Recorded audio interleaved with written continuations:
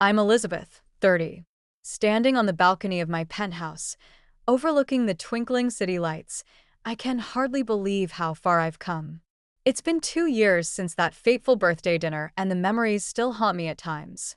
But now, as I look around at the life I've built, I feel a sense of peace and contentment I never thought possible. It all started on that night at the private dining room of the Ivy Lounge. I was holding a carefully wrapped box in my hand, a gift I'd spent months searching for.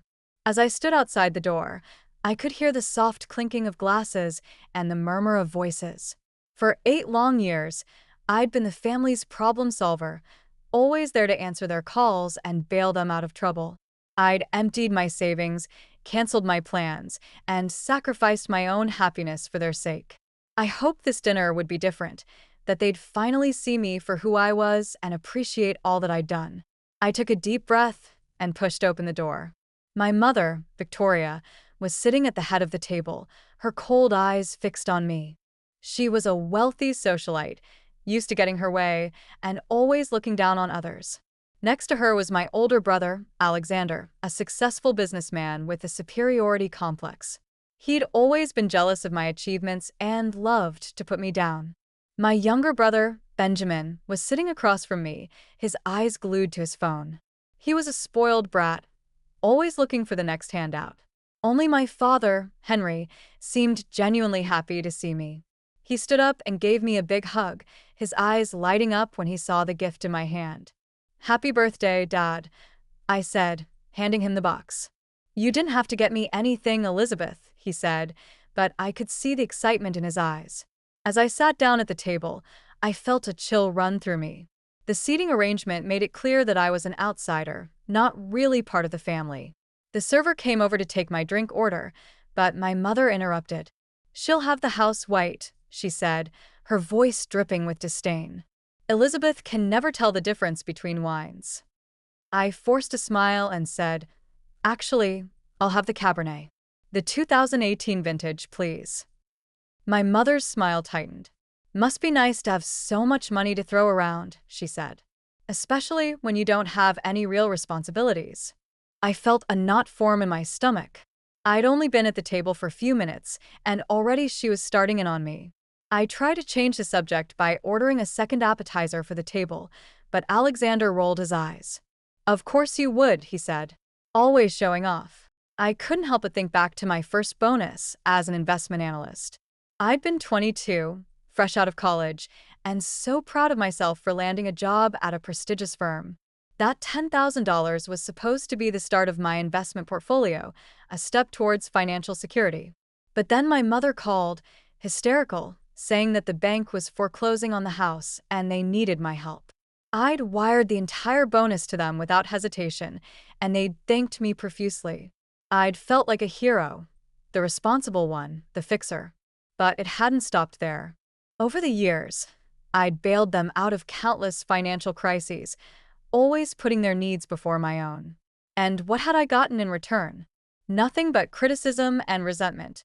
My boyfriend at the time, David, had tried to warn me. "They're using you, Elizabeth," he'd said. "This pattern won't stop until you make it stop." But I dismissed his concerns. Family comes first, I'd told myself. And so, I'd continued to sacrifice my own happiness for theirs. As the dinner progressed, the tension at the table grew. Alexander and Benjamin were both drinking the expensive Cabernet I'd ordered, while making snide comments about my job and my lifestyle. When it came time for the gift exchange, Alexander presented my father with a set of generic grilling tools, while Benjamin gave him a framed photo of himself.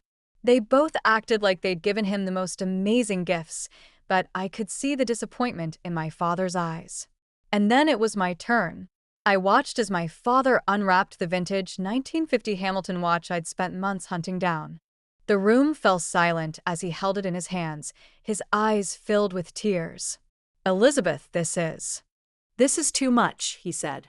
I felt a flush of pride, but it was quickly replaced by a chill as I saw my mother's face harden. "Well, I suppose when you don't have a husband or children to support, you can afford to buy whatever you want," she said, her voice dripping with venom. I felt my heart sink. I'd known she'd be jealous, but I'd never expected her to be so cruel. I tried to defend myself, but my voice was shaking. "That's not fair, Mom," I said. "I've done everything I could for this family." "Everything you could?" She laughed. "You've always been so selfish, Elizabeth. You think you can buy our love with your money." I felt the tears welling up in my eyes. I couldn't believe what I was hearing. I'd given up so much for them, and this was how they treated me? I looked at my brothers, hoping for some support, but they just looked away, avoiding my gaze. And then, in that moment, I saw the truth. This pattern would never end. The crises would keep coming, the demands would never stop. I was their bank, not their family, and I realized that I had the power to foreclose. I stood up from the table, my head held high. "I'm done," I said. "I'm not going to let you use me anymore." My mother's eyes widened in shock. "What are you talking about, Elizabeth? You can't just leave." But I didn't listen. I walked out of the room, ignoring their protests. As I approached the payment desk, the hostess looked at me sympathetically. "Is everything all right, Miss Thompson?" she asked.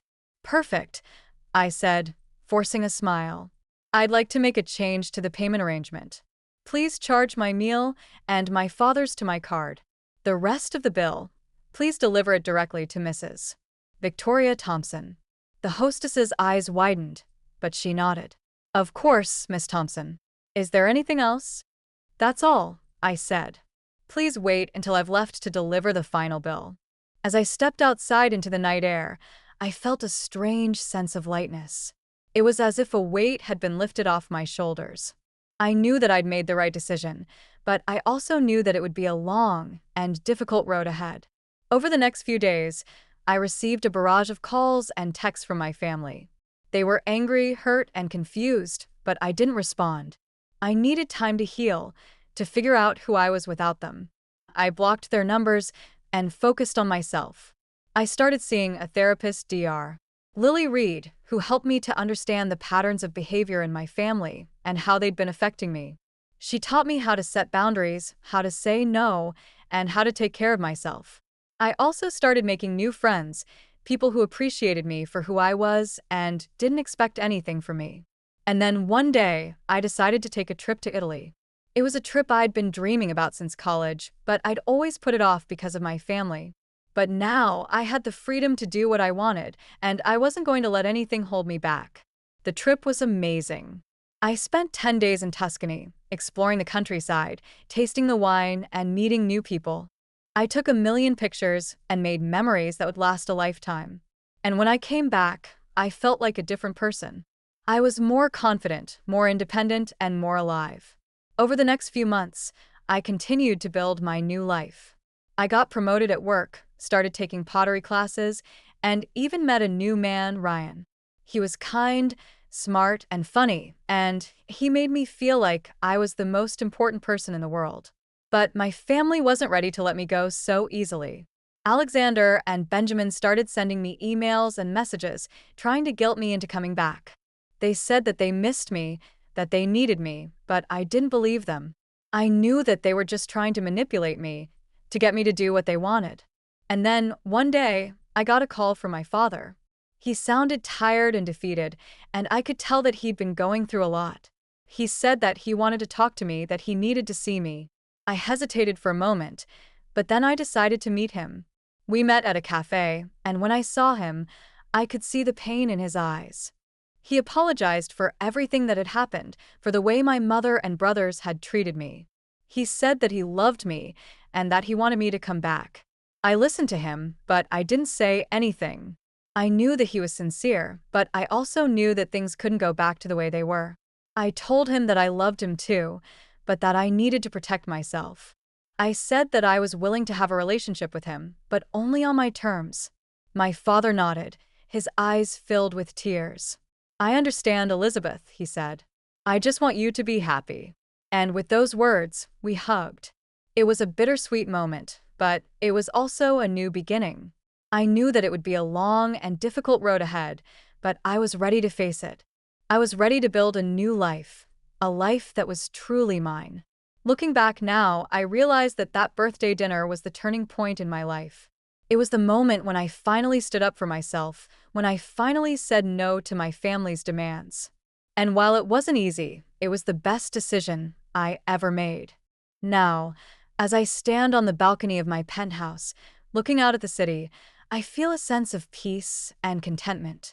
I have a great job, wonderful friends, and a loving partner. I have a life that I've always dreamed of, and I'm grateful for every moment of it. And as I raise my glass of champagne to Ryan, I know that I'm finally free. Free from the chains of my past, free from the expectations of my family, and free to be myself.